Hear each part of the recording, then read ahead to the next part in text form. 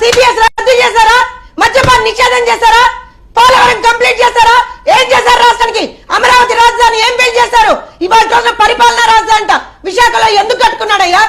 రాష్ట్ర ముఖ్యమంత్రి కోసం కట్టారు, మా కోసం కట్టుకోలేదా? పరిపాలనా రాజధానికి మేము బిల్డింగ్లు కడుతున్నామని చెప్పి విశాఖలో ఎందుకు కట్టారు బిల్డింగ్లు? మళ్ళీ కోర్టుకు వచ్చి అది పరిపాలనా రాజధాని కాదు, ఎందుకు కట్టావో మాకు తెలియదని చెప్తారా? ఏం తమాషాలా? రాష్ట్ర ప్రజల డబ్బులా మీ ఖజానా నుంచి వాడుతున్నారా? ప్రజావేది కూల్చేశారు, అన్నా క్యాంటీన్లను మూసేశారు.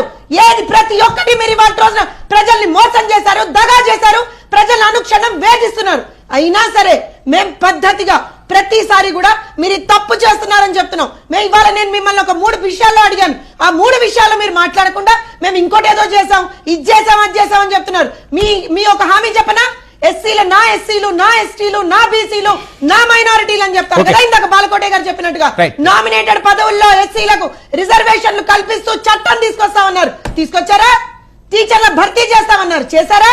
గవర్నమెంట్ కాంట్రాక్ట్లు అన్ని నిరుద్యోగ యువతకి తీసుకొచ్చి పెడతామన్నారు. చేశారా? నేను చెప్తా 730 హామీలు 730 హామీల్లో మీరు ఎన్ని పూర్తి చేశారో ఊరికే డిబేట్లలో బుల్డోజ్ చేయడం కాదు. ఊరికే